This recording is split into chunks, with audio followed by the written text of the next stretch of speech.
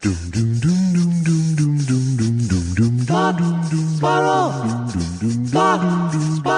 2 Jews, 2 mics, 2 hours, starting now. Hey, man. I'm sorry, man. I can't see you. My mail is blocking the camera. All right. I know I shouldn't panic. Why? You can make fun of me for a lot of things. My father died from a microphone not being present for him when he had to go to work. And he was panicked, and he died from it. So I'm a little nervous about it. I got schmutz in my mouth. I got schmutz in my mouth. You're fun. You know what? Love me or hate me. That's all I'm saying. Wait. I'm thinking. I'm writing that down because that's going to be a great bit. Love me or hate me, folks. That's all I got. Hate me. Come on. I'm opening with that thing. Oh, man. Josh. Yes. I'll tell you one thing. It is good to see your face. I'm just making up a new character. You look very healthy today. What happened? That's, I think, because I was sick all weekend. What happened? I don't know. I woke up Saturday before I was supposed to go to a wedding, and I don't think they're related. Do you think that stuff is related? I think I am capable of a psychosomatic illness, and my wife even more so. But the whole family. But no, I was sick both days this week. I felt it was like low level flu. It really felt like I got bad vaccination reactions. Wow. Without the vaccination. So. Do you think maybe you have COVID? No. I tested. I don't. But it wasn't. There was no chest or head cold symptoms really, other than I tested too, but it was headache. I tested too, but it was a quiz for Wordle. So how did you go to the wedding, though? I didn't. Oh my. Okay, so how did Allison go? She didn't. She also did not. And now wait a second. Now is this going to come back to bite you for the rest of your life? It might. I don't think we're so important in the kids' lives that they were other than that's too bad. I think that's probably the reaction. Okay, well that's all right then. That's all right. And it'll come back to bite us because they come over for Thanksgiving or Christmas and they'll talk about the wedding and they'll go, "Oh, that's right." That's right. Yeah. That's right. No. Maybe we'll see. I'll see them on the lawn next Thanksgiving, and I'll say to them, "How did Josh enjoy your wedding?" Like that, just with the face going back. The father of the groom, who's my longtime friend Ken, didn't lay any kind of guilt trip on me. Well, you're sick. I mean, you don't make up stuff. You're not a liar. I don't. This was I bought clothes for it. I did an oil change. It was. Oh wait, I forgot where you were going. To Palm Springs. Oh, well, but let's say this as a proviso or as a cautionary. You did boil a couple of thermometers when you were a kid, right? You did that kind of trick. You did the fake sick trick. I think. Oh God, no, and I was more sophisticated than just merely thermometer tampering. It's just so ridiculous. Well, you see, I think that it shows. Here's what I think. I think that my mom and dad had a big problem, and they, not my dad, but my mom more had a problem, and she literally wouldn't let us go. She berated, not so much me because I was the youngest, but she berated Janet if she said she was sick. Everybody got berated. So that's not the way to have a family. That's how my wife grew up, was everyone acted mad at her if she got sick. Right. Now, this wasn't so much mad at me if I got sick. So I do it just to make her feel at home. Well, but I mean, my sister was. I mean, my mother's relationship with my sister was not. My mother didn't do a good job, and my sister was like. And then, of course, so my sister had to come back to me and go, "Why is he staying home?" So she did that, even though she was mostly on my side for her whole life. Yeah, she did do the. Why is he staying home? He's not even. She saw the injustice. She shouldn't have done. Yeah. But that's the youngest kid's prerogative, is getting away with shit the elders never would. Oh, mommy. Oh, mommy. Oh. Elder siblings are really good at seeing through bad acting, whereas parents aren't. The one good thing was every once in a while, my mother would muster something maternal during some point of the sickness. Not all the way through. But she might go, "Can I get you a thing?" And then that was it. Yeah. But that was to make herself feel better more than you. Absolutely. I'm suing my family, even in death. I'm suing my mother and father. That's the wrong place to go in your family if you're looking for a big payout. Okay, I'm going to sue my brother. The solution is obvious in your family. I'm going to sue my brother. Yeah. Because he's responsible for it. Sure. So did you, either one of you feel guilt?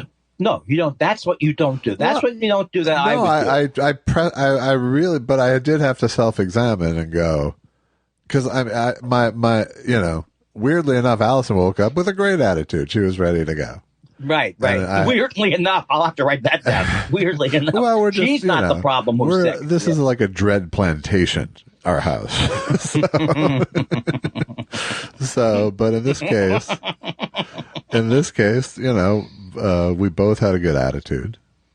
And we were looking forward to getting away. And I was kind of sitting there going, should I power through this? Is this just you woke up feeling shitty and you'll feel better? Right. And then I was just after a couple hours, I didn't feel better. And then I started to consider feeling like I can't drive for 2 hours this way. And you wouldn't have, it would have been a bad decision to go. That's the thing. It would have been. Absolutely. You think about that you're not my age, you're 42. You're not my age. So, when you're 37 like you can go out to places. But the truth is, you're old enough at 50 to make those kind of decisions. Yeah. About, just in terms of, you think of yourself as never dying from anything. But I think COVID has shown us that death is just around the corner. And so I think you could have actually not ruined your life completely, but you made the right decision for yourself. No, I think I did. But like I said, I kind of gave myself the personal interrogation of to make sure, because I didn't want to feel guilty, because guilt's the worst fucking thing to feel. So I don't feel guilty. I feel bad. I missed it. Right. But I don't feel like I did anything within my control that was wrong. And when did you start feeling better? I felt a little better yesterday, and I feel substantially better today. What a fucking liar. You never had anything. It's so obvious. See, that you're not you, Andy. Touche, or whatever they say. Touche whenever you're one up. I'm not you, Mr. Scab. All right, so set the scenario again for us, Andy. You go through the picket line to do the voiceover, and no one saw you. I'm just asking if anybody saw you. I'm not questioning the contract. I'm just saying there was a picket line there. Wasn't there? All right, so I got as much as I can out of that. I have a couple things to tell you. I've been watching professional football, and I'm into it big time. Yeah. Except I go on yesterday, and YouTube says, "Where are you?" My Sunday ticket. Yeah. Where are you? Where are you? So that we can show you or not show you the game. So turns out that every game that was on, I wanted to watch yesterday. In other words, I wanted to watch the Chiefs versus the Chargers. Uh-huh. I didn't watch the second game. But the point is, I could not get online. I couldn't get online for some reason. Oh, if you're having trouble, make sure your TV. It's like, get the fuck out of here. Spectrum is the worst piece of shit. At least I know Spectrum is. Let me ask you a question. Do you ever press guide on your remote? Yes. And does the sound go off? No. The sound goes. Okay, well, you must have a nice block. The sound goes off. The other day I pressed guide on Spectrum guide, and they went, error. Oh, we can't. Yeah. Error 2790. And so I have to unplug it and plug it in. But at least it's there. Now, don't do that either. Now YouTube was your eyes look like a slot machine for a second. So there's just a point where I go, are we turning the corner on the story? Well, no, the point was, look, my most embarrassing memory of our show is me thinking I would get a story about DoorDash being late with the delivery. I just hope nobody listens to that episode. It's so brutal. It's like, hey, John, it said it was going to be here when it did the front desk, and it was not here when it did the front desk. All right, so look, I couldn't get any help, right? First of all, I didn't even want to watch Sunday Ticket because the Jets weren't on. So I was just going to, and then if the games were good, but I could not solve that. I wanted to watch the end of a game. And by the time I couldn't get help. And I'm mad about it. Yeah. All right. That's the end of that story. But here's the thing.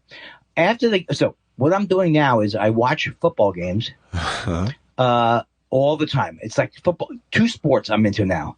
Mr. Baseball, and that's a slider. 4-seam. It was a 4-seam knuckler. No, that's not right. So I've been watching that, so I'm into that, and I'm big into football this year. I have a few teams to root for. Who are those few teams? I like the Eagles. Okay, I think they're a cool team. Okay, but that's easy to like them, right? Yeah. I've always loved the Chiefs. I've always loved the Bills, but I don't think I can go back to the Jets now. Because the Bills seem to be having trouble, but he can come back. But here's the thing: after the game last night, which was I know you love Chris Collinsworth. I just don't think there's any other football fan who loves who roots for that combination of teams. It's not just that. I also root for Minnesota if they're against most teams. Yeah. So, but here's the thing: after the game, so I'm watching it now this morning. Why? Because I don't go online every 4 minutes now. I don't know what the world is so depressing right now. I'm not just saying this because the world's depressing. It's a change of life for me. I'm not constantly on Twitter or anything, so I don't know what the scores are, right? So I was able to hear no score. I watched it this morning like a baby who had just seen life for the first time from a passing manger. And so did you ever watch the local Channel 4, what happens after it? After the NBC game with Chris I know you love Chris Collinsworth, but do you watch after Chris Collinsworth? I have seen on almost all the channels where there's a really bad local sports wrap-up show. Yeah. Well, this one's called The Challenge. And this one made me hate the state of the industry. It made you long for Fred Rogen. Rogan's Heroes. It made me hate the speech I used to do at Montreal. It made me hate it. Really? Because all they do. It's like a sports state of the industry. He's one guy.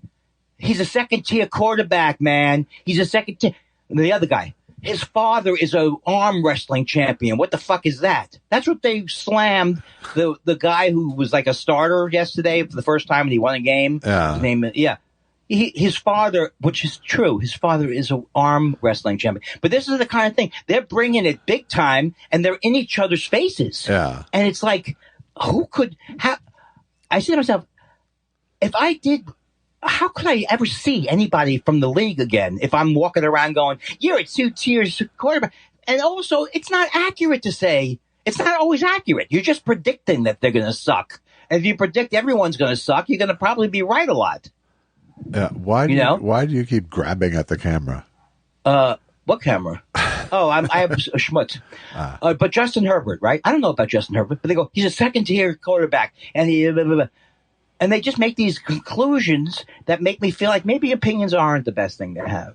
Maybe you should just not have opinions about. No, that's why I have like this. While I like sports, obviously, I especially like basketball.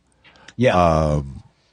I don't feel any urge to be part of the chat, the community. I don't feel any, like sports talk is like the most inane bullshit. And the people on Twitter about it are just like the dumbest motherfuckers, it's just like, they're not confident. They aren't not confident. Why don't they just trade LeBron James for a bag of Cheetos? Or that was the thing about Belichick this year. They were going in all over sports. Why don't they get rid of Belichick? He's not Belichick, whatever his name is. Get rid of him. Get rid of him. There is nothing. I have compassion for what I was going through that I ever listened to that. I used to listen to talk radio and Jim Rome. I hated it, but I used to listen to it. And now it's like it doesn't exist anymore. It's something that just doesn't. It's not a part of anybody's real life. I mean, that I care about their real life. No, and it's like everything else in the media right now. It's like everybody is trying to say the most incendiary thing because it's clickbait, because it has that same life as a bad think piece, But But people, first of all, like Stephen A. Jackson, I have no respect for anything he says. I just can't stand the guy. I can't stand anything about him. Why is he popular? Because he's so... Because people love to hate him. That's right. And then the other guy whose brother is a famous chef, I can't remember the name right now, but he's the worst. He's worse than Stephen A. Jackson. Stephen A. Smith, the other guy. He's a white fella. His brother's a famous chef. I don't know. But it's just terrible.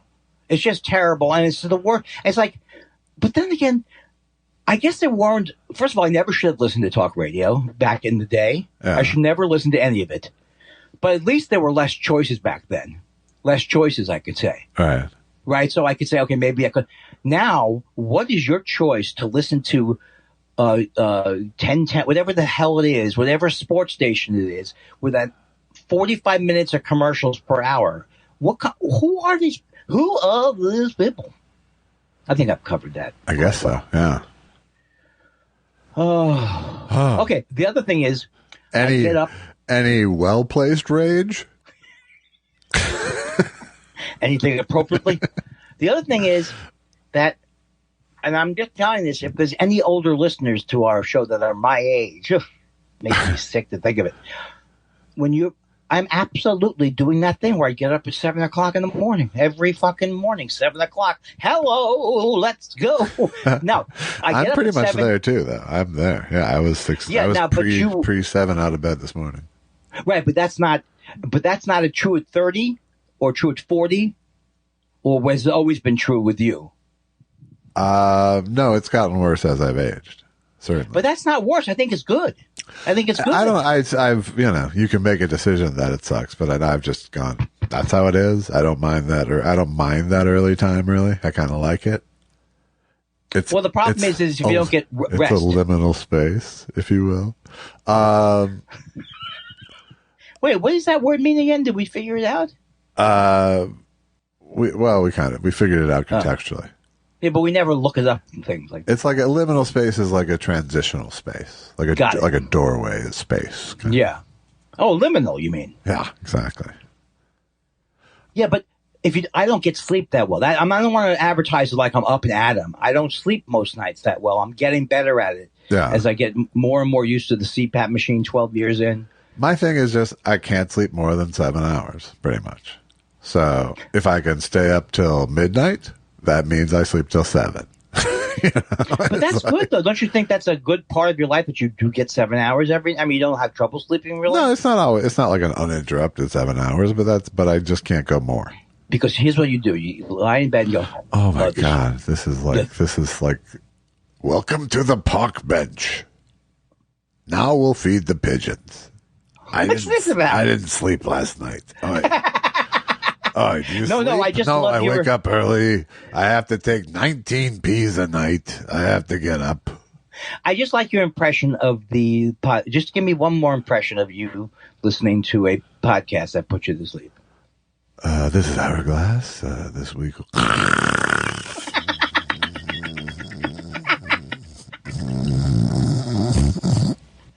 Radiolab. This week on Radiolab, we look into the...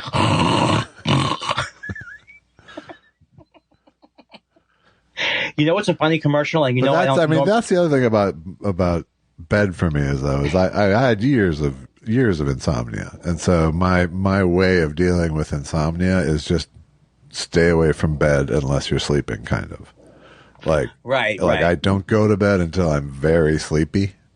And then you just do it. And once I'm wide awake and it's clear I'm not going to fall back asleep, I get out of bed. But I don't hang out in bed. I don't, that's why we fuck in the yard. Just why you fucking yard. But those words came so I couldn't have imagined them coming in a row from you. I fuck in the yard only because why not? Huh? Because it's a public space in my building. Oh, that's right. No. We pay a very, very high, what's it called? HOAs here. But look at all the amenities. Sure. Nothing. There's no amenities. There's scaffolding here. We paid for the scaffold. Oh. No, I think we're going to get reimbursed for that. We will get reimbursed for that. Okay, that was the most boring thing I ever said. So, you've heard more, though. Speaking of the most boring thing, while I was sick this weekend, my diversion of choice was watching very old Siskel and Ebert episodes, like from the 70s and 80s, early 80s. That's cool. That sounds pretty cool. Yeah, it wasn't bad. Why were you doing it? Because I found it weirdly satisfying, I guess. I think they were the best. I think that was the best show ever for reviews. All of these were before Thumbs Ups, which was refreshing. Did they do Thumbs Up? They did. Yeah. Oh, yeah. 2 thumbs up is their trademark. Oh, okay. I don't like the Thumbs Up. Trademarked. And heavily protected copyright. Oh. But no, I mean it was an interesting show because they showed really long clips, and it was in the age before music clearance was an issue. So it's like if they were reviewing a musical, they'd show like a whole fucking musical number. What was weird is I don't have a favorite still. Like they both between the two. I always liked Siskel's opinions. I was more of a Siskel guy, opinion wise, as they got more popular. Especially, I like Siskel more.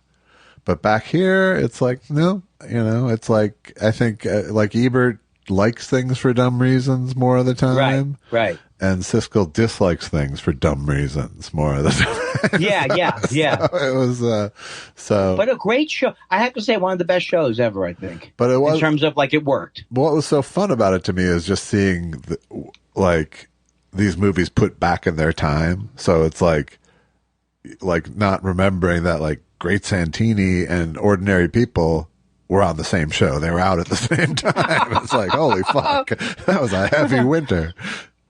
I hope they liked Ordinary People because it's my favorite. Of course, my favorite movie.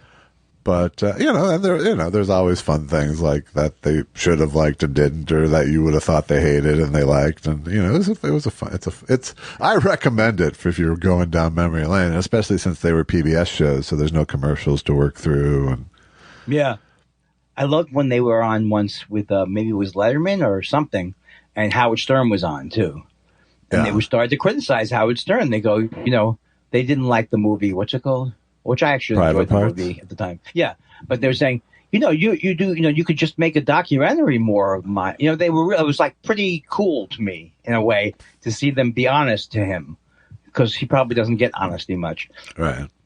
I think I think the point they were making is kind of right. I mean, but I don't know if you could have made a movie that would have been more reflective of him as a person that would have worked. I don't remember one scene from Private Parts. I remember several scenes from it, and I thought they did a great job. It was Betty Thomas directed that. And, yeah, and they did. I mean, she was good at taking hard to tone material and doing it right. Like she did the Brady Bunch movie, which was is that really good? Well, I mean, it wasn't really good, no, but it was pretty good. Yeah, and they did a great job of finding a tone that gave it a legit reason to be a movie. Well, I saw Private Parts in the movie theater, and I enjoyed it. So, yeah. But I was very into Howard Stern at that time, even though I always had mixed feelings about him. But I'm not so much. I mean, that passed. When it passed? When he left terrestrial radio. Yeah. At that time, I just when was you had not to pay for it. At that time, I still have never paid for Sirius, although they pay the best in terms of joke stuff. Yeah. Sound exchange. Yeah.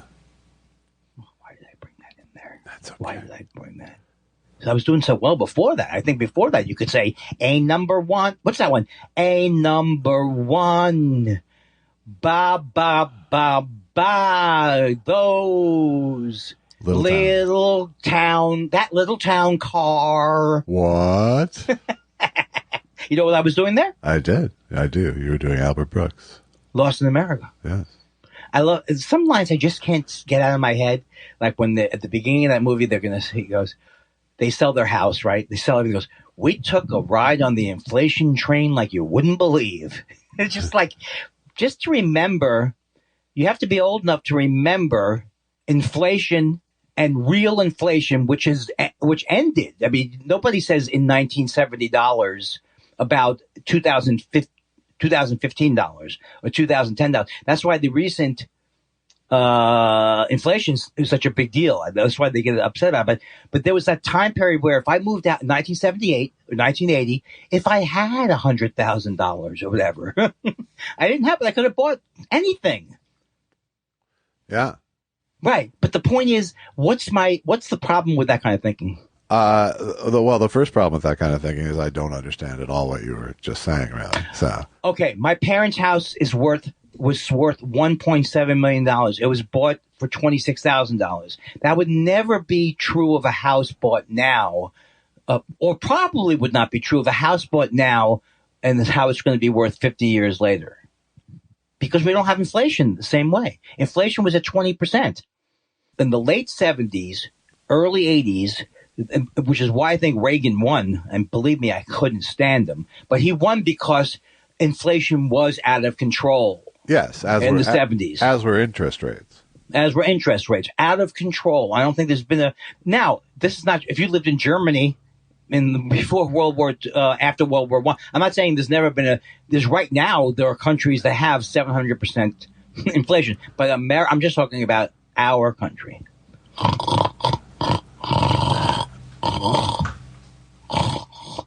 No, it's true. Look it up, Josh. I just don't understand. That's me I'm getting tired of my own story. I'm just not tracking with your point. Now, here's the thing. Let's go off of that point. What point is my point? Yes. But here's what I'm going to tell you.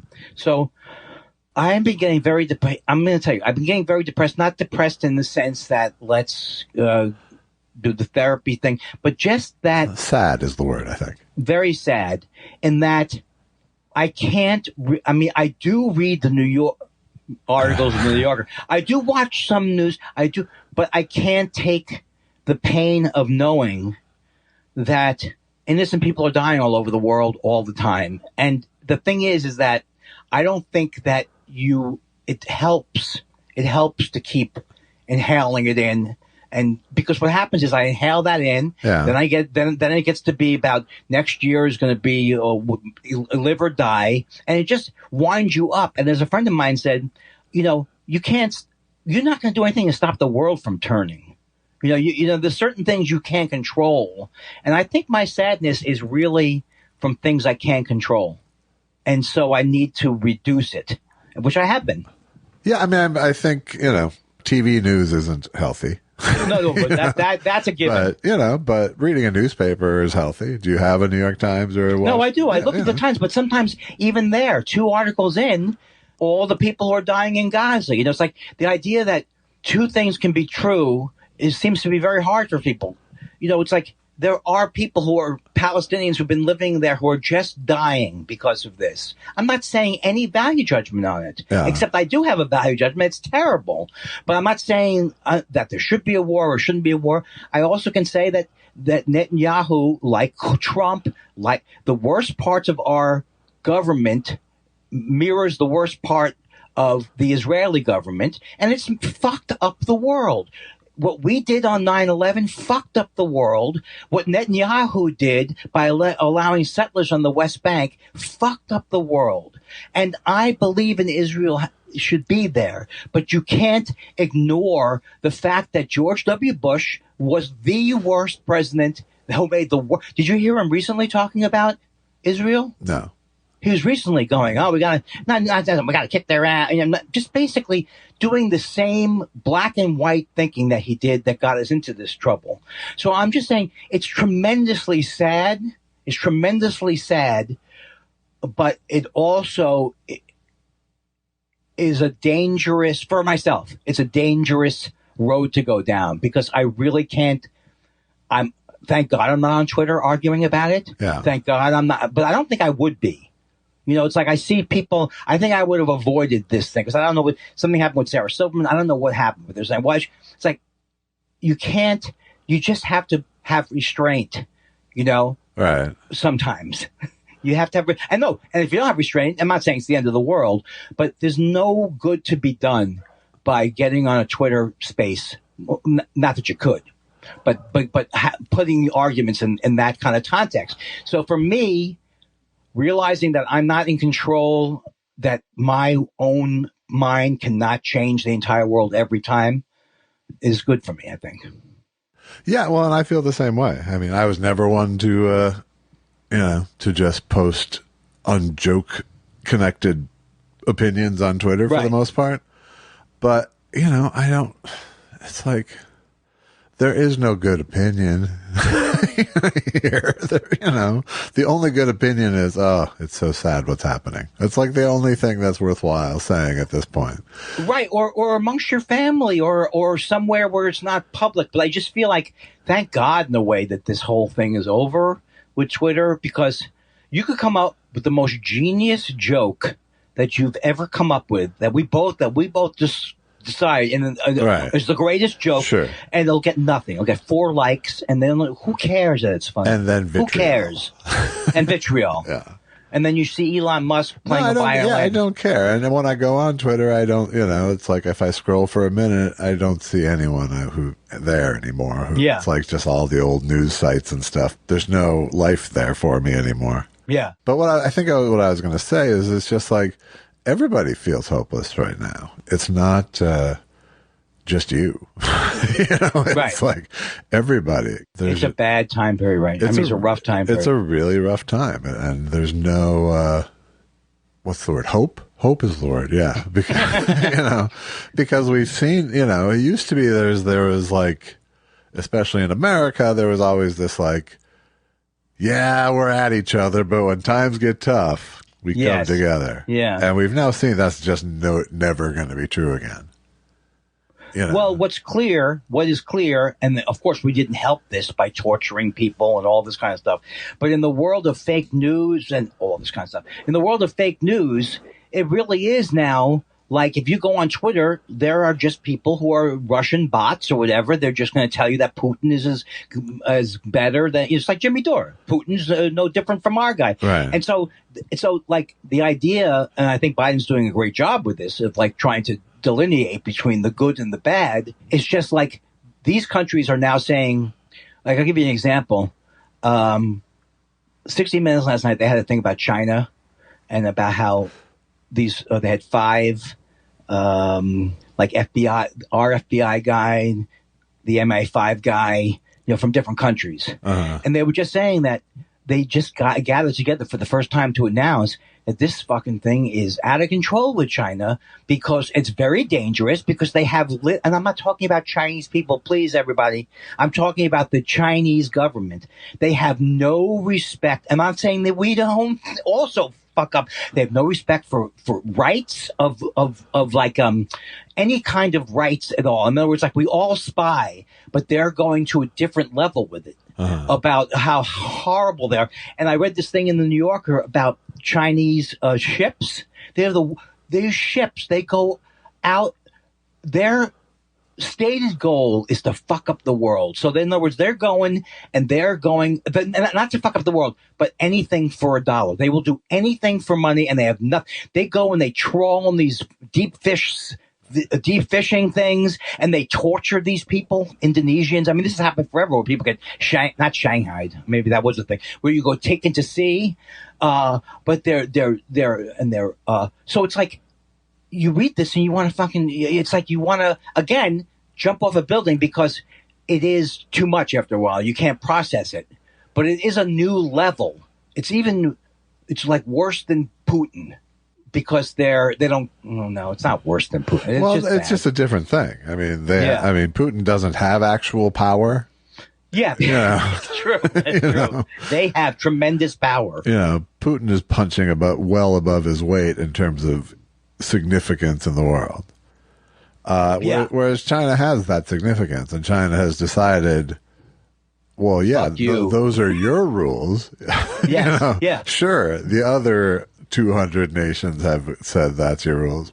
We don't have to say that's our rules, 90% of the squid is gone in the world because they overfarmed. Yes. They don't care. There'll be another animal that will come across.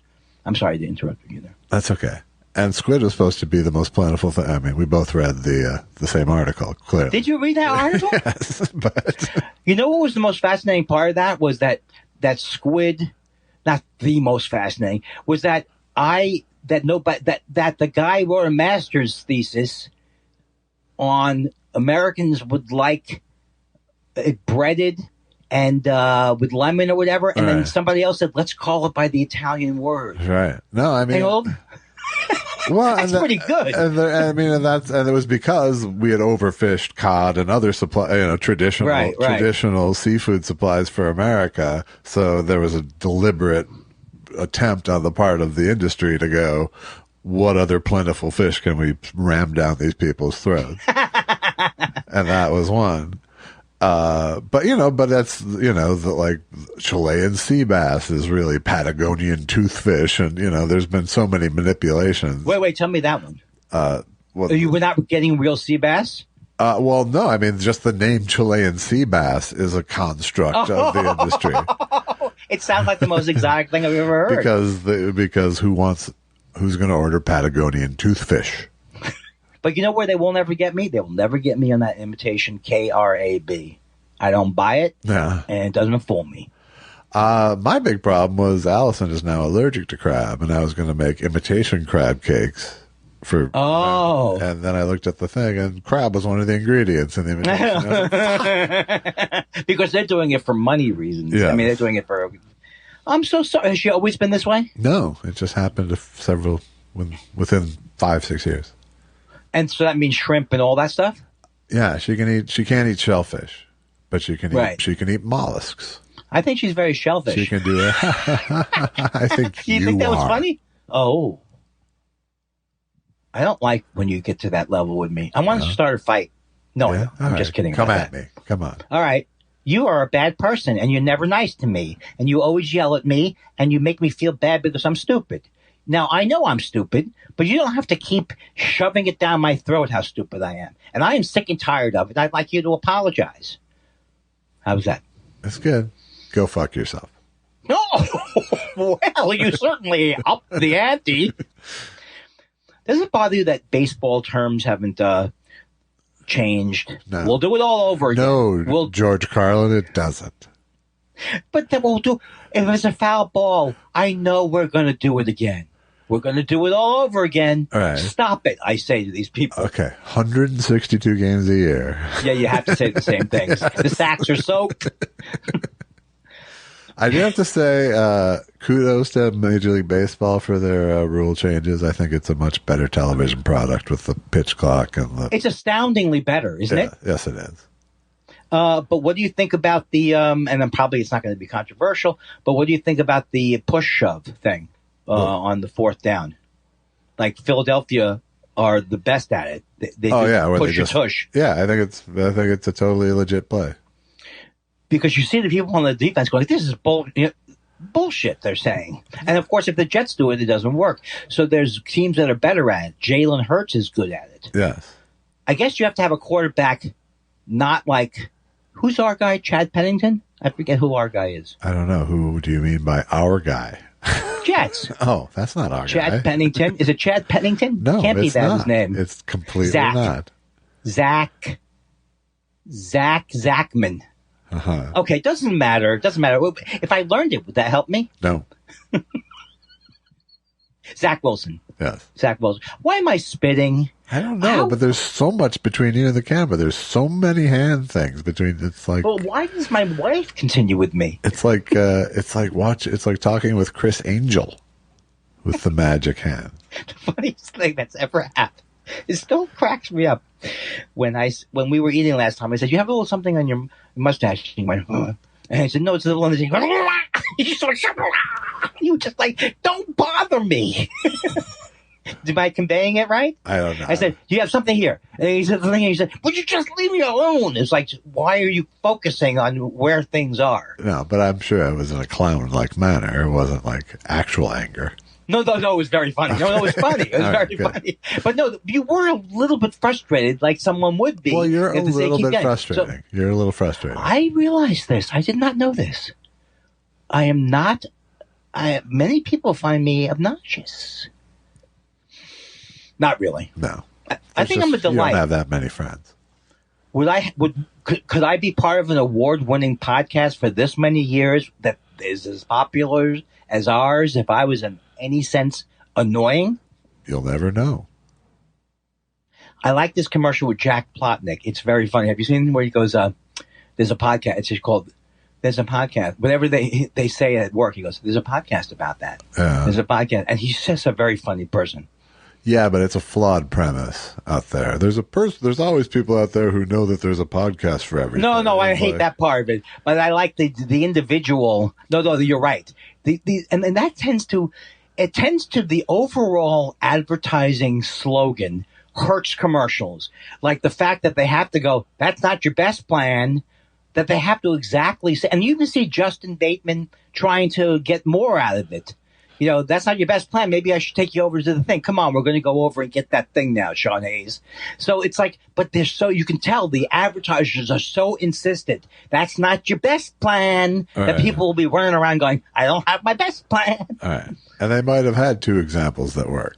And then they get to 3 and 4 and it's. Right. Yeah. What's the exception? The progressive commercials. Oh. They go, turning into your parents. Oh. The golden child of bad advertising. Hey, this is my favorite one. This is my new one. They go, has anyone tried Pilates? Is how it sounds when you write in all caps. Right. I'm too excited about these commercials. You really are. You really, really, really are. For a really long time now. But I don't think you realize many people think I like TV, but I like the commercials more. It's not TV. Ow! It's them commercials. Wow!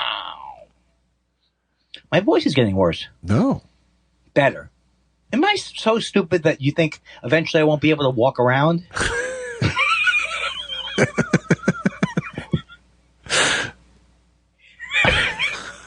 Because I've been the last few days, it's been, is it dementia? The question around the house is it dementia? To me. Ow, it's not. But last night I went through this went on for about 2 hours. Would you like some tea? Susan, I would love some. Bum. 10 minutes later, any tea happening? Oh my God. Let me get you that tea. Last night, we had this great pasta Susan made. Yeah. And then I put the frozen pizza from the other night into the oven. Forgot that I put it in the oven. Yeah. She goes, did you ever put just happened to be the right time, but not because it just happened to be the right time. So is it dementia? Were you stoned? Yeah. Yeah, there you go. Those are both very. So you're saying to ever understand this, offenses. I have to take out the control. That's what I've been trying to say for years. That you'll take out the control study. Yeah. Ding dong. I think. Hello. It is better for the person at the door, though, isn't it? Maybe.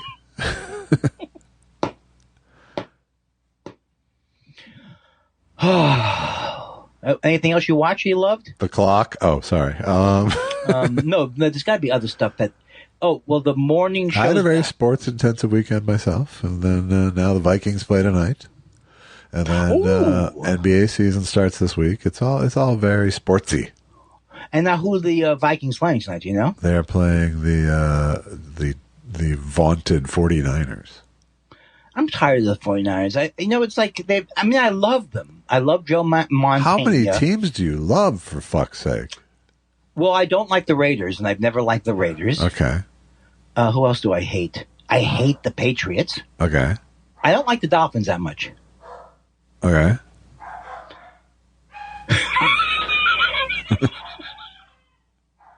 Sounds like they're...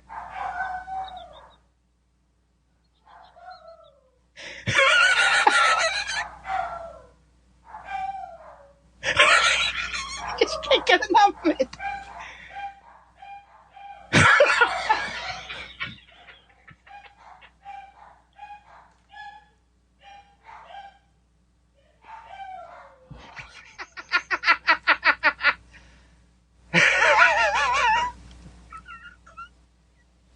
It is the greatest time of my life right now. I'm telling you, I'm not lying. Yeah, this is the greatest moments of my podcast life. Is listening to your dogs bark.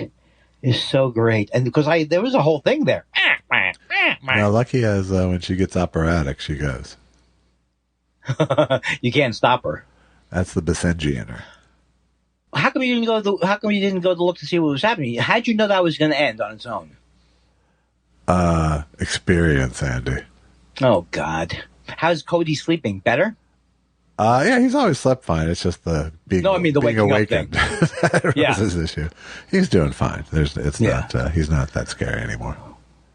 All right. Well, then I got nothing. Then maybe you should hang up on me or start another topic. I want to make the editing easy for you this week. Yeah. So you could go either way. I mean, maybe you have more to say. There's a chance that you could go, one more thing, like on Columbo, ma'am. Yeah, I could. Or one great thing. The morning show's back on Apple TV, for example, could be a topic. Do you still watch that? I haven't watched the second season, but I'm going to because we watched everything that was available. We enjoyed it as it was happening. Okay. Because they have some great acting on it, but I don't know if I could stand. I don't know if it's going to get worse. Have you watched any of it? I watched enough of it to go secondhand Sorkin is what it feels like. Secondhand Sorkin, it's secondhand. I wonder if it's just pulled up by the fact that the acting is very good. I always like Jennifer Aniston. I never like Reese Witherspoon that much, but she's good. Yeah. Ooh. Oh, Frasier's back. We talked about that already. We did. But I guess that they had more returning stars as opposed to what they have. What's that? Which is none of the stars except for him. Well, how about Niles? Nope. Oh, my God. That is weird that I guess they don't need the money and they don't want the aggravation, maybe, right? Maybe.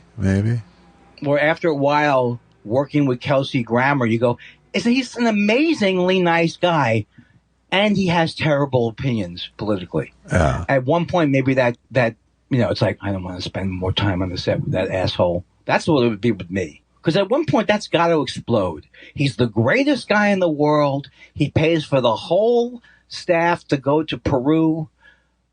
And he has the worst political opinions in the entire world. Yeah. They have to, at one point, make a problem. Or that's just my imagination. Well, I don't know. I don't know that he's the greatest guy in the world. I don't know that there's that part of the equation there. Well, that's what Tom McGowan used to say when he worked on the show. He was a recurring character, and he said he was amazingly great to everybody. Oh, okay. And that he would take them to Hawaii, and he'd sleep with their wives.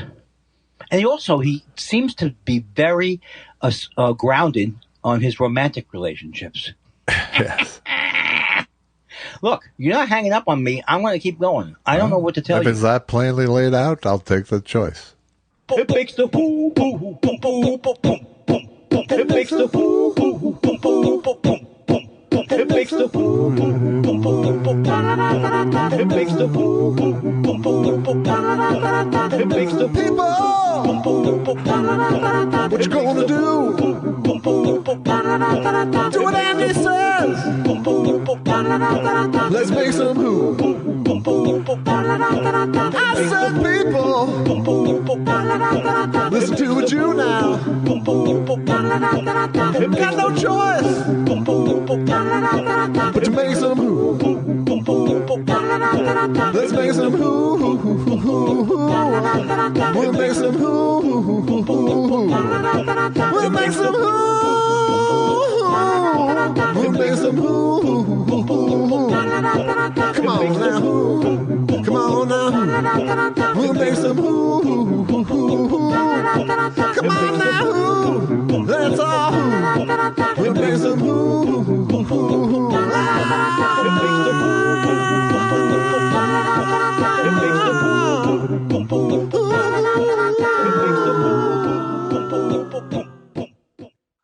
Weren't you wrong about the World Series? Weren't you? What a great World Series.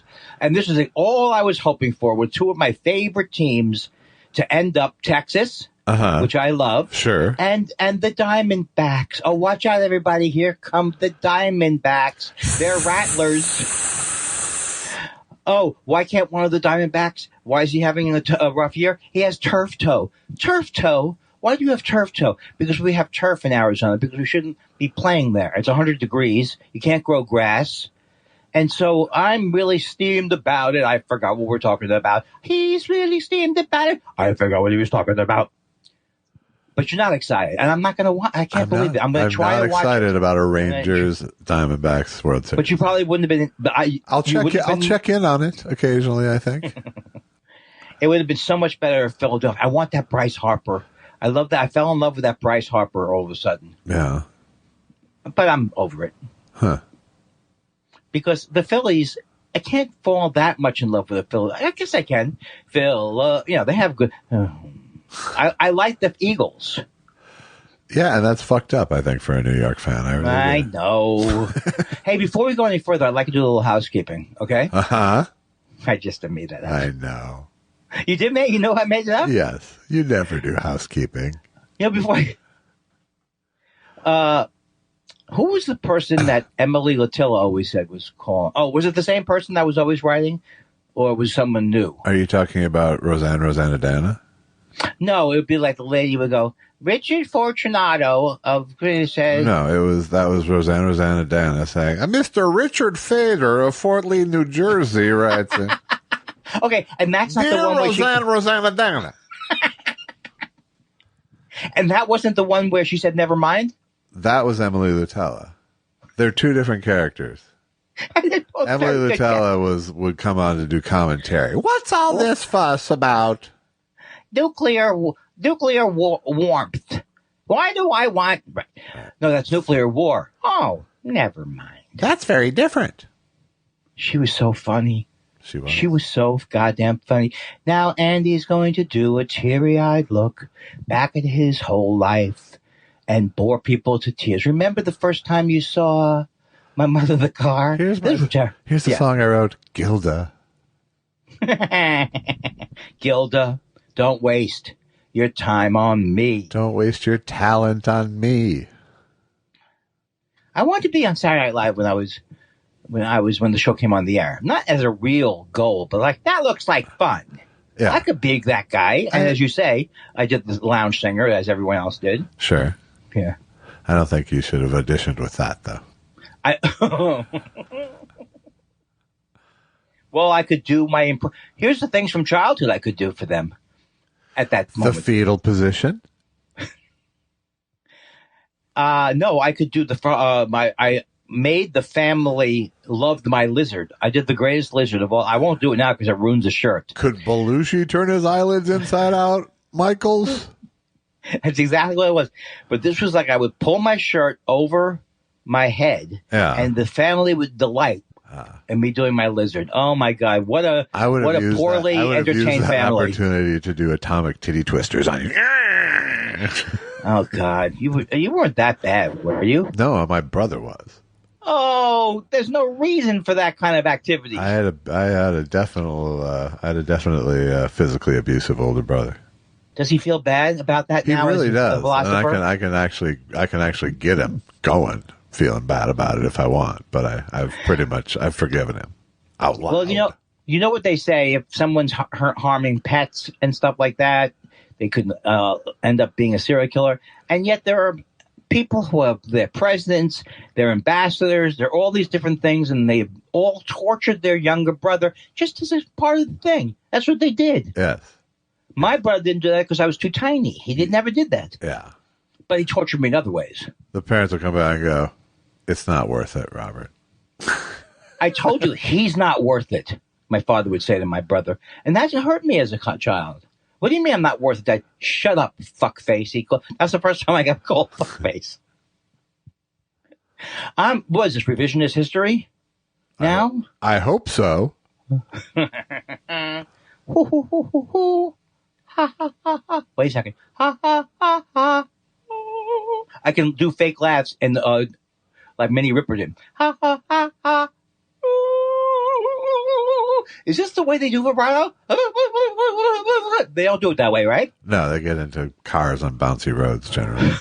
When did Elvis come up with the I like it. I don't think I like come up with blah. I think you're thinking. Yeah, but you can show the people his vibrato. Love tender, that's Elvis. No, I'm talking about Costello. Elvis. Oh. I said Costello. I meant Costello. That's the only Elvis we relate to. Give me a song. What was the thing that I was asking to do? I don't know. Allison. To sing Allison and give a little vibrato. Allison, I know this world is killing you. Oh, Allison. It is a weird thing to do, vibrato. I still don't quite know what you do. I mean, I still don't quite know if it's one of these things. It's like, not who's the one who? It is not. Well, it's largely something that occurs naturally in your voice. Not when I do it. You mean through diaphragmatic breathing? That helps. Yes. Have you ever tried diaphragmatic? Oh God. You know, I had diaphragm as a child. What? Go back to bed. I'm doing good today, though. I'm glad you asked. Yeah. Yeah, I think I'm not doing so bad. Now, had I not inquired as to whether you got my message, you could. What if I'd waited till like 10:30? I wouldn't have done that. I would have. I was about to check in with you, actually. That's what I like to hear, because one time you did say, I got distracted. Well, you don't talk like that. Hey, man. Sorry, I got distracted. I was looking at my my butterfly collection, my rare coins collection. Neither one of us accomplished any great hobbies, right? Childhood hobbies that we still to this day. Music was one. All right, okay. Maybe the topic was. A lot of times the topic that you're coming up with is not. This is what I've learned from my podcast. Masturbating, that carried over. But I did go to you don't believe me. I did go to a podcast boot camp earlier this month. The part that's correct is I don't believe you. The first day, you just hold the microphone. Yeah. Hold them right away. They go, get the fuck out of my podcast boot camp if you're going to hold the microphone like a fucking amateur. Do you people have what it takes? Do you have what it takes, or you don't? Or you're just fucking around with this? It'd be so depressing. If you're not ready to go 328 episodes, get the fuck out. Today, the class is going to be, and thank you for all paying $17,000 for the podcast boot camp. Today's lecture is about how do you pick. Many of you want to do a podcast, but you don't know how to do it, so you paid $17,000 for a workshop. So let's take topics. What would be a topic that some of you might? Is there one about shoes and how shoes are repaired? That's a good thought, Sminky. But is that going to be? You have to think. Is that going? I have a big chart. Will that be doable or something? I haven't thought of all these. No, but you did go with the Southern guy voice in the audience. That's right. Which was nice. No, what was your voice? Your voice did not have a Southern accent in the Fiddling Horse. No, it had this accent pretty much. Yeah. And timeshare. I went, yo, sure, he lives in wherever, somewhere in the South. It's I do love an indeterminate place in the South, but that doesn't mean he had to assimilate. He came from the North. A lot of people, having seen that movie, were wondering just what part imagine if I would have tried to pull off an accent on top of that fucking Rob Morrow did. Rob Morrow. No one stopped Rob Morrow. No one stopped anybody from trying. I think who's the guy who's like a crazy man? He's just not like a crazy man, but he has a rock band, and he's Russell Crowe. He had a horrible accent, and then nobody had the balls. What was the movie that he had the horrible accent in? Was it A Beautiful Mind, maybe? It could have been A Beautiful Mind, but it was just awful all the way through. No one's going to tell him. No. Right? But I think they should be told. Yeah, well, that's why you're not invited on set. Oh, we saw something cute last night, me and the wife. We saw Bob Odenkirk on Stephen. I did watch a little late night TV. I watched Bob Odenkirk on Stephen Colbert, and he was very, very funny. Yeah. Did you see it? No. He said he made up these oak tag or whatever you call it, big things where he drew like a picture, and he said, and he had an applause-o-meter, and he said, based on your reaction, this is the next show I'm going to do. And one was like the Octuplet brothers, so the Property Brothers. We all look the same, and he was just very funny. Yeah. And then Fortune Feimster was on, and she was very funny. And I actually thought Stephen Colbert wasn't bad during those segments. He was good. He was good, actually. I don't know why I had this negative. Why do I have to have a negative opinion of him just because I don't watch the show? He's good. The show's good, but I have no interest in any of the sketches or the shticks or the desk pieces. Yeah, but he doesn't do a lot of them, really, does he? He does a fair amount of. We fast forward. I don't know how long. We fast forwarded through his monologue and all of the Thumb for All. Okay. To get right to Bob Odenkirk and right to Fortune Feimster. But it made me feel like, man, I'm back on the horse again. I guess I'm watching TV. That's the horse. No, the late night shows. I can't go to sleep unless who's the guy? Unless you know, I didn't know was still there. What is his name? Is it the guy who does karaoke coffee, karaoke football, karaoke singing? James, what's his name? Yeah, he has to hold the show. No, I think they're probably showing reruns. Oh, okay. He's gone, right? I think so. Yeah, he has to be gone. That he's just he or wasn't maybe he's doing gone it at the end of the year or something. I don't know, but right. But the whole when are they going to drop 12? When are they going to drop the pretense and say we really shouldn't have one on at 11? Oh, I guess I like Seth Meyers because he has to. But what are you going to do? What are you going to do at some point? They're going to drop 12:30. They dropped Carson Daly's show, and nobody seemed to care. It's true. They were trying. They were just holding on to it so they wouldn't have to give it back to the affiliates. Oh, okay. What does that mean? Give it back to the affiliates? I know. I pretended I knew what that meant. For like reruns and stuff. Well, allow the affiliates to program it themselves, and therefore that's the worst. Therefore, not have to pay for the network program. Oh, but then you know what, fellas? We've decided to go with MASH instead of James Corden. I hope it's okay. That's our decision. I brought the Southern guy back again. Yeah, it didn't work as well this time. Don't give me a look because you hate me. You hate me. I think you actually hate me. A lot of people have said, no. This thing where he acts mean to you and he's dismissive of you and he criticizes your looks off pod, that's part of his character. Yes. No, I don't hate you. I'm capable of hating you. But I thought you're not in hate with me. But I'm not there now. No. You know why? Because I've been so delightful. I have been like you carried the first hour. I already listened to the first hour of this show, and I was a lummox. I'll tell you right now. I let you go on way too long. Just like out. No. Talk about you. You know what? He's starting with the backhanded compliments with me. The backhanded compliments. He goes, the first hour was okay because I wasn't there at all, and you just kept talking. Not what I want to hear. That's not what I said. That's not what I said. Oh, what did you say? No, I said the part where you kept talking is right, but you could have said this. Thank you for Tuesday. Thank you for whatever that day was, because I wasn't feeling like I had a lot, and you fucking carried it. No, man. I just wasn't. You carried it, Dean. I did a bad job of trying to turn these into conversations, is what I did. I blame myself, Andy, for opening up these topics to you that were boring. No, I didn't. I wasn't trying to make you feel better. I was trying to make us both bad. In my mind, I thought it was a good day. It was a good day. It was a good session. Because you know why? I was in there. I was pitching. I was working. If I knew that you were editing this show and taking out things that I didn't like, I wouldn't be doing the show anymore. I would take over the editing. Andy, when's it? We have to master the show. Shut up! Shut the fuck up! I'm still editing on iTunes. And speaking of shut the fuck up. Okay. Let's do some questions.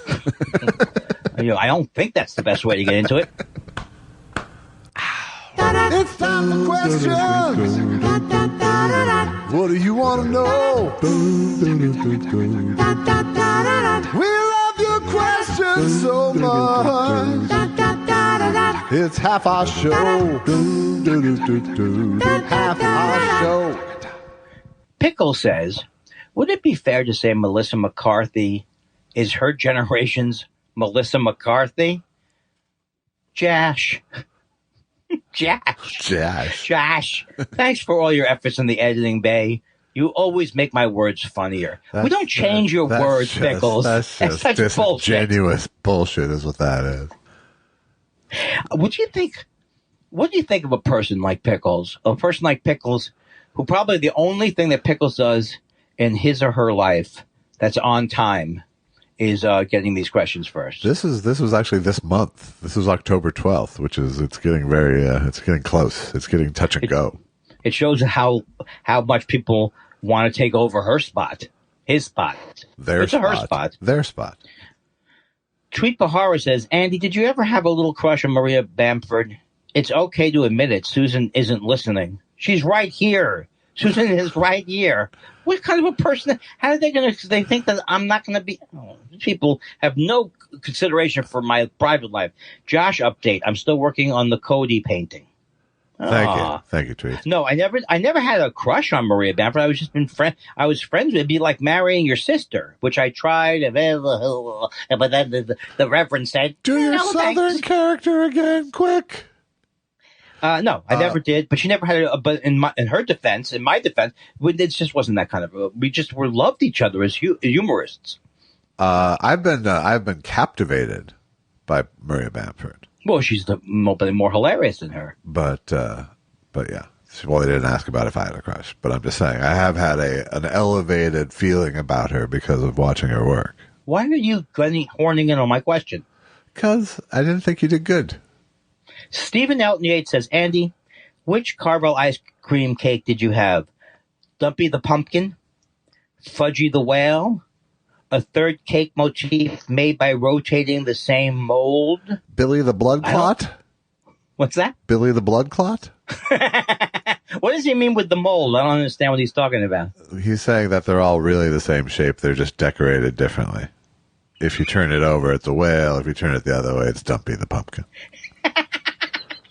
Or Billy the blood clot. What I have every year, they call it the type 2 diabetes cake. Yeah. It is the smallest cake they make, and I make that last over 4 days. And then as you lift the last piece off the cardboard, it alerts your life alert. Dylan Thomas, whoever he was, right? You know that? You get it? It's from a desultory Philippic. Uh-huh. Dylan Thomas, neither of you two recognize the lyrics to Candy Says. It's no Karen, but come on. What's that? Have I missed a show? Huh? What's the lyrics to Candy Says? Someone listed a bunch of lyrics, and we didn't know what it was. I read them, but I think Candy Says is Velvet Underground. Yeah. Hmm? Oh, that's how I have a little blind spot. I love the group. Don't know any of their songs. Dylan Thomas continues, P.S. Josh, you should watch Todd Haynes' recent doc on Velvet Underground. There we go. And get back to us. I watched some of that. It bored me. It felt like he was, using their art to make his, kind of. Who did it? Todd Haynes. Oh, and what is he? He has those. I don't know if I've seen a lot of his movies. He makes some unhappy scripted movies. And they're pretty good, right? Open for debate. Did you say unscripted? No, I said scripted movies, as opposed to his doc, is why I pointed it out. I watched a documentary about Aaron Carter. I never even know who he was. It was very actually good documentary. And my friend is in it, Jeff Cohn, and that was my friend because I met him at Montreal. He's the guy who played. Remember the Truffle? I saw the movie once. Truffle Shuffle. The kid who played, Goonies or something like that. Do the Truffle Shuffle. You must have watched it. But anyway, he was a child actor who now has grown up to be a lawyer. He's a great guy. And he was just talking about how, because Aaron Carter started when he was like 9 years old, and it was a very sad story. And, it's like, he did what I do. He engaged with the trolls. Yeah. But he never, he really engaged with them, like believed what they were saying, which I did. Nothing is different. He did exactly what I do with trolls. BD West says, Mama was queen, quote, Mama was queen of the mambo, Papa was king of the Congo. Deep down in a jungle, I started banging my first bongo. Every monkey like to be in my place instead of me, 'cause I'm the king of bongo, baby. Stephen Elton Yates yesterday. Just when we thought he had humbled Test Show 328. I'm completely lost. Maybe you can. I'm a little lost myself, but I feel like it's between these guys. I love it when there's another whole saga. Yeah. Julian Valentine. Oh yeah, you go ahead. Go ahead. No, no. It's going. I guess you try it. Says Josh, as someone who has studied the battle quite closely, I'd love to hear more about your ghostly experience while unknowingly traveling through Little Bighorn battlefield. And is Andy Crazy Horse to your Sitting Bull? Why does it sound sarcastic? I think it's not sarcastic. They're both great chiefs, Andy. Don't worry. Sitting Bull was much better than Crazy Horse. Well, Sitting Bull. That's why it's a good analogy. Well, because Crazy Horse would be like, go over there, and the Sitting Bull, let's relax, let's sit down. Right, it's way better. Way better. That's why I'm him. Did you know that I had this much information about those days? What are those days again? Native American lore. Here's Buffalo Bill bullshit over here. My experience was, it wasn't like I saw soldiers and Indians, but when I was going through, but you could feel it. But there was just a sort of truly the atmosphere, the emotional atmosphere of the place kind of entered my car. I believe it, and I don't think it's like now. If later, well, I saw a thing on, I think, like CBS Sunday Morning or something, where they went there and there was a Native American ranger who was like, "The spirits are very close to the surface here." Is that during the Charles Corral days? I don't know. We've talked about that. He had a whole separate family. Yes. I just still can't believe it. Well, stay away from Charles Corral. He's very handsy. That's why he has to keep going on the road. Tom the Tom. I love that name, and I always will. I was watching the Alexandra Pelosi doc. You lost me. I was watching the Alexandra Pelosi doc and wondered if Josh had opinions, strong or otherwise, about how much she made it about herself. I really tipped my. Yeah, she's made a lot of docs. I'm not sure which one you're talking about, but yes, of course she does. I think that's a joke. Huh? I think that's a joke, maybe. The land, they're all the same, maybe? Or maybe he's thinking, maybe it's not a joke. That's the one he thought. He maybe thinks there's only one. It was a joke. Yeah. So, yeah, I mean, when I think of her work, I think of her narrating and being, entitled. Sort of as if you're supposed to know who she is, kind of as you watch her, I don't like her documentaries at all. Yeah. I've seen the Journeys for George. I was actually excited about that. Yeah. I guess the one she made about her mom under pressure was better because it was less Alexandra Pelosi. Well, it was just good footage that you wanted to see. Right. More than anything. More than it was good, well shot or good, or presented. It was just like you wanted to see Nancy Pelosi during the fucking 6th. Yeah. Yeah, I think that she's... I haven't even tried to watch anything else because I was so disappointed by that one. That one was terrible. Not terrible. Seth Dick III says, I saw a small child, age 2 perhaps, urinating at the back door of a local Italian restaurant. They have delicious bread there, but put cheese over every pasta dish. Makes for a heavy meal. Is that a non sequitur? It's not a non sequitur because both were about the restaurant. But he was downplaying the kid urinating out the back door of the local Italian. And for my money, beats him peeing in the back door. Always reminds me of when I was a small child, and since I had no parents, I never had anybody say, hey, we're going on a long drive. Did you use the bathroom? No. So we were driving to Camp Brooklyn from Camp Talcott, and I had to pee, and I couldn't hold it in anymore, and I peed off the side of the truck, and all the kids were like, oh, look at that. All what kids? The kids who were in the truck with me. Huh. We were all little campers going to Camp Brooklyn to play a softball game. Oh, okay. And my bladder was bursting. I was going to let my bladder burst. What kind of truck did they put you on? Open truck, open stake. I'm not joking. An open stake. Maybe there were sides, but there's no question that we lost a few kids on every trip. I don't know how anybody lived through those YMCA camps. Yeah. Throw the kids in the back of a hotbed truck. Yeah, it was like I remember they said stakes. What does that mean? Like stakes that stuck into the into the the truck. It was your experience. I don't know. It was terrible. And I was so scared because I was going to absolutely not hold it in to the point where I don't know what I was going to do. And then I finally said, "Hey, excuse me," and so the fact that he was nice and that it became a positive experience stood out from the rest of my childhood. Yeah. I forever know him as Counselor Let Me Pee. But why do you ask? Two dogs fucking. All right. What, is that it? You're about to wrap it up and get me out of here with that kind of hijinks, right? Oh, God. Move it along with that. If only I could.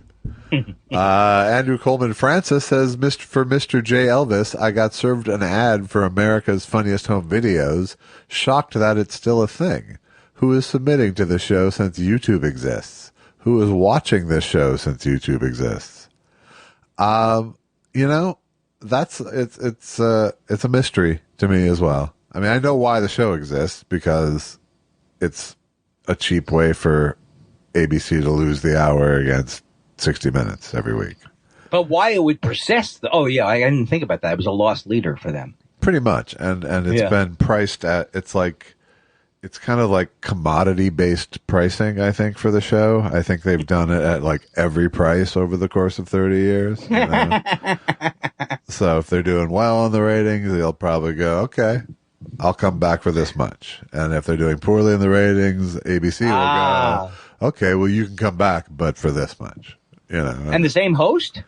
No, they're on host. You know, they're on the fourth, right? Probably official full-on host now. It's Alfonso Ribeiro now. Who's that? He was the kid who broke dance in a Michael Jackson Pepsi ad, and he was on Silver Spoons. And I didn't know the first reference, and I value the second one. And then he was most notably on Fresh Prince of Bel-Air as Carlton. Oh, I remember Carlton. Yes.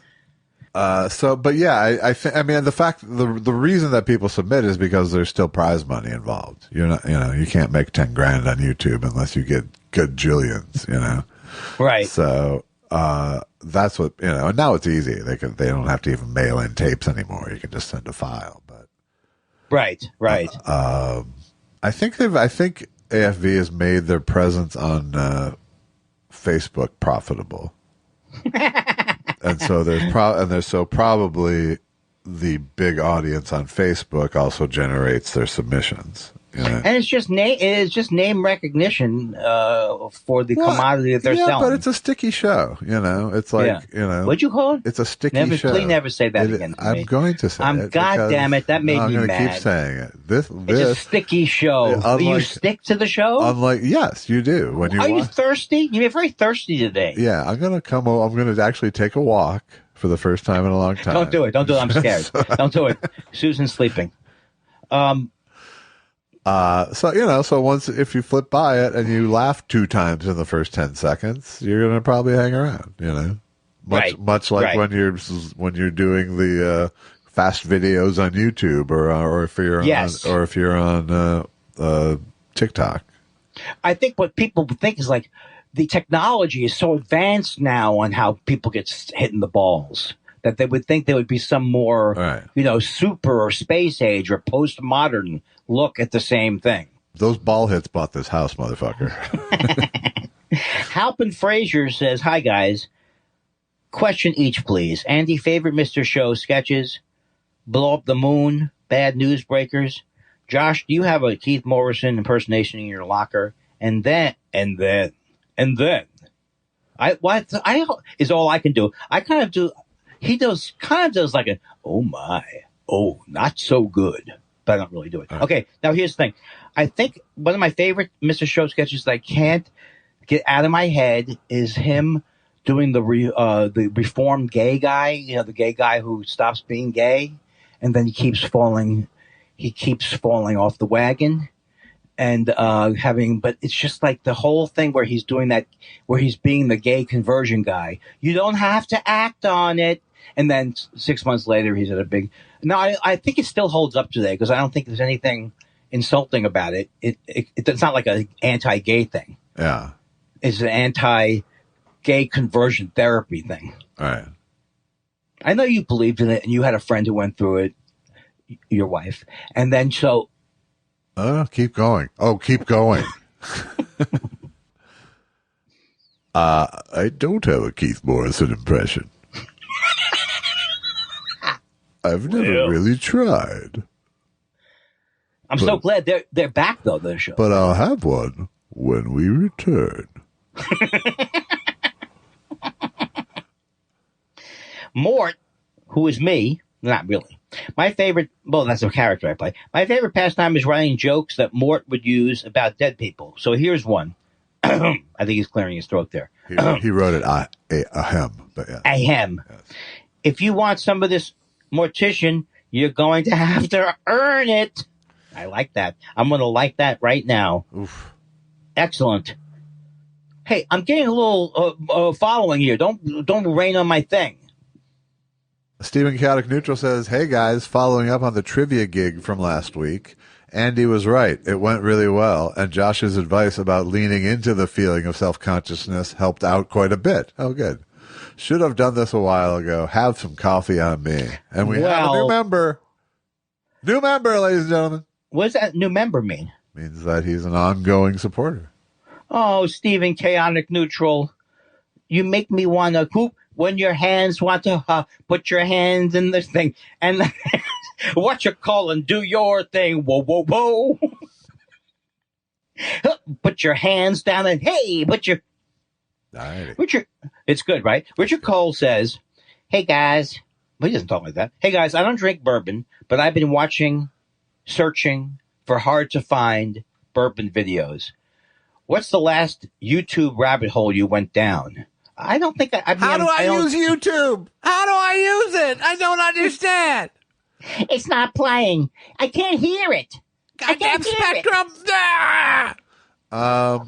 Well, as I mentioned earlier in this show, my last one was very old Siskel and Ebert shows. Ah, that's true. Johnny Whoop says, I've never understood why people ask questions about your favorite in any type of category. It's dull and no one wants to hear Andy rack his brain over favorite mystery movie or some such. Also, pussy lickers. All right. Thank you, Johnny Whoop. And no one wants to hear Andy rack his brain over favorite mystery movie. You know, Johnny, sometimes I will react with anger, but I can absolutely back up what you're saying. And I agree with your reaction. And now I think we have something like a 5-part thing coming up. No, it's like a 13-part thing here. Okay, so you have to handle it, or what are you going to do? I'm going to read it until I get bored. Okay. So, Rai says, happy my birthday, fellas. Happy birthday, Rai. Happy birthday. I'm trying to follow you, though. All right. As I'm hacking through a depression spell, thought I'd send you both my late invites to my 1978 birthday party. The first year I have clear memories. On the plus side, Steve Martin's Wild and Crazy Guy is a phenomenon. On the negative, malaise is ramping up. The botched-led community at Jonestown, Guyana is facing futility to be saved, and the Star Wars Holiday Special is in production for an incoming Thanksgiving time doozy of trauma. Josh, your 1978 closer, being I'm equidistant between... Wow, this is hard. Between the replacements christened Buck Hill and the newly opened Minnesota Zoo, you arrived before Andy just in time to DJ some tracks. You're cooler living... Okay, all right. I can't go down this road. It's too many entries. It's too many. It's too many. I'm sorry. I know, but I'm sorry you're going through the depression. I really am. Me too. Me too. But I think I did pull out one thing on here that I could. With Paul Provenza. All right. So that's the show I did with Paul Provenza. Why am I bringing it up? I've got nothing. It's very hard. I But you know what? You went for it. You tried. You gave it your all. I can't read 15 consecutive paragraphs. I just can't do it. Nay. I won't. I won't. And now we move over to my favorite part of the show, where we look at Instagram, and I try to figure out what Josh is reading. All right. Zeke Fossey says Dick Butkus is dead and you didn't say anything about the guy. Joe Klecko and your precious Aaron Rodgers aren't the only football players, Andy. Did Klecko act? I don't fucking think so. All I could think of is Mark Gastineau. All I think of is Mark Gastineau doing the commercials for the Balance of Nature, and he claims that he's not being paid. Mark Gastineau was also part of the SAC exchange. Yeah. But I just I can't get that out of my mind. Why is he's not being paid? Right. So he doesn't have to say anything. Right, exactly. He doesn't have to say, I've been taking these. I've just decided to degrade myself for free. Klecko didn't do that. No? He doesn't have to do things he's not paid for because he's in the Hall of Fame. But Butkus didn't either. To his credit, Butkus did not work for free either. I love Butkus, so I'm sorry. And in honor, I will sing the song from Dick Van Dyke, which was called Bupkis. But I'm going to say Butkus stands for nothing. Okay, you know what I mean. But that's what you get from me. Bupkis. Butkus, you mean? Just forget it. I hate when I change words. Catherine 7234 says, on a scale of 1 to 10, what is Andy's comfort level in front of an audience now versus 20 years ago? I was delighted to hear one of your sets on Sirius XM recently. Well, the thing is that it's hard to. I don't have a current now, but let's say I did have a current now. It would be. It's obviously better, but the thing that's interesting that I talk about in therapy all the time is that I still have this desire to do that I could do a perfect set or a set where I would have fun all the way through. And then I build up expectations. And then instead of, which I think the better way to do is like this idea that you're going to spend 7 hours before your set working on it. It's never happened yet. Could happen. But I should be a little bit more loose with I have to have a great set tonight. Because that's Nowheresville. So it sounds almost like you're worse off than you were 20 years ago. No, because when I started, this not even isn't when you 20 started. You were kind of at your peak 20 years ago. Well then, I'm sorry. Let me update and say I'm horribly depressed. I had a career back then. I didn't understand the question. I am terribly depressed. I had a little buzz going on. I almost had my own show. And now I'm sitting around calling up Medicare Advantage and saying, what's so great about, I don't know who's doing it this year. I don't know. Part D. Cunningham John says, on a scale of delivery sushi to Harry Chapin, how does Andy feel about the new Speaker of the House? Why you don't hate Harry Chapin? No, that's why he's at the other end of the scale from delivery sushi. Oh, okay. It would be, I would put it on delivery from a racist restaurant. The racist food from a racist restaurant would be what I compare it to. Okay. Like you got food poisoning, and then you realize a whole bunch of racists also own the place. Right. And you pay the extra service fee for it. That's right. That would be worse. Okay. This to me, sushi getting sick is like I like Japanese culture, and it was my own fault. You aren't blaming the Japanese. I don't blame them anymore. After World War II, forget about it. Why did kamikaze pilots wear helmets? Norm Crosby wanted to know in 1973. And still 38 years too late. He did die, I think. Norm Crosby? Yeah. Doing that joke, you mean? Well, Did he get kamikaze right, though? What do you mean? Like, did he get the joke right? Did he call them like the caramel kazis or anything? No. No, he had two types of you. He had the malapropisms, but then he also used to have straight up, why is there an expiration date on sour cream? Is it gonna go good? So he had a various range. Yeah. Would you tell a one-legged hitchhiker to hop in? That joke does not seem timely. I think it's timeless. Munson 3786 says, parenthetically, to the theme of Green Acres. So here we go. Thought Spiral is the place to be. Fine podcasting for you and me. I really like those test show jokes. Keep Joe Rogan and give me that Sherman Oaks.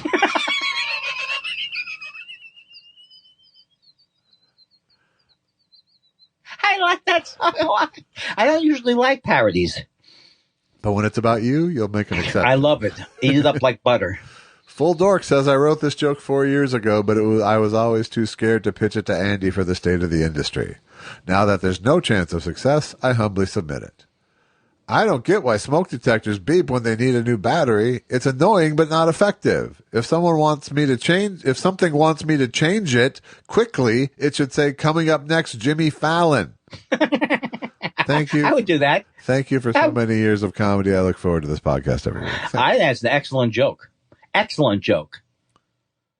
But now I forgot it. Oh, I can look back at the thing. That's a sign of a better joke as you remember it a second later. No, don't go by me. Flores 77 says, what the hell? La Quinta is not one of Andy's extended stay hotel jokes.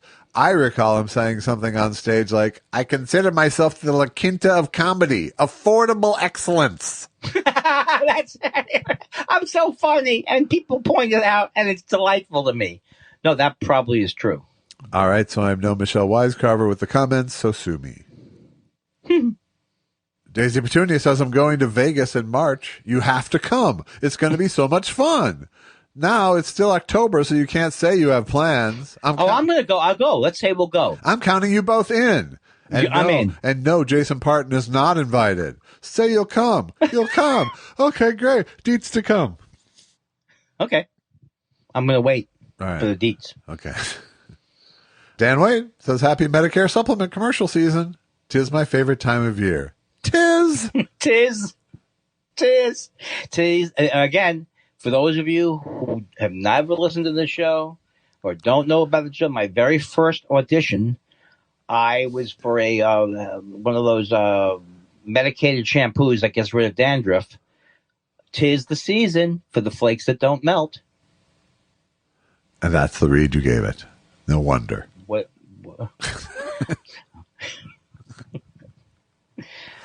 Tis the season for the flakes that don't melt. Delicious Mick says, two-parter. 1, if you both had to stick to a strict carnivore diet, who would last the longest? Oh, and there's a Harvard study that's saying it cures type 2 diabetes. Well, I don't know if you go back to the beginning of the show, but I think the whole first year or so I was doing very keto-ish diet. Right. For more than a year. Yeah. So I'd say me over Andy. But wait a second. Can I this thing I heard, Al Michaels, who was making a round in old people news. Never ate a vegetable. Now, do we never had a complete dinner. Now, my question is that, my question is, if you just ate like meat, nothing else. All right. People say you could, some people live that way? Some people do. Well, our friend, remember Johnny Everything in New Orleans or in Baton Rouge? Yes, he never. Well, what did he? He never had a vegetable. Never had a vegetable. He had fruit though. No, he never had fruit either. You convinced him he needed a banana, I think. Wow. But yeah, I bet he eats potatoes. I bet he eats. Yes, maybe people. So you get some vitamins through the potatoes, and you get vitamins through the meat. But I don't know. I don't know what he's doing. Don't you think it would have helped if Al Michaels had? Maybe that would have helped his announcing. That would have made it more palatable if he had a varied diet. Roughage. But yes, he seems very proud about that. He had a bad game or something, not this game, but the last game. I mean, everyone was talking about how terrible it was, but I didn't see it. I don't know. Did you hear anything about it? Last night? No, the week before. Did Minnesota win? Minnesota did win, yes. Yeah, they were up at the half. Yes. 16-12, and I was going to watch it. They were up at the end as well. What was the price? I mean, the cost. Jews. What, the who? What was the score? Cost. Jews. I don't know. No, but I wanted to watch it because I watch games the next day now because I don't really go online that much. But then it was like the same day that Thursday Night Football was coming on. I had not yet watched Minnesota. I thought, this is ridiculous. They're probably still in the old uniforms with the no helmets. Not so good. Not so good when you think about it. When you have to live in my skin. You think about that? You ever think about that? I just, the size problem is my issue with that. That I'm too, is that a size thing again? You know, my father died early because he was too short to fit in the premium. I cover my pain with bad jokes. You must be this tall to live. Well, is that it? That's pretty much it. Yeah. Why don't you usually go? And finally, okay. You never level it up. And finally, go to buymeacoffee.com/thought spiral. You know, there's been a lot of complaints, and I'm not even lying about this, that people are tired of the predictability of the end of the show. Yeah. It's predictable. Oh, he's going to hang up on him. He's going to hang up. Why can't you end the show with a nice, Andy, I hope you have a lovely weekend. Say hello to the wife. And please walk by my house nervously like a Jew 5 or 6 times. I don't really feel like being derogatory about the Jews right now, Andy. It's a tough time for the Jews. In fact, I'm offended. Oh, mommy, oh, mommy. Oh.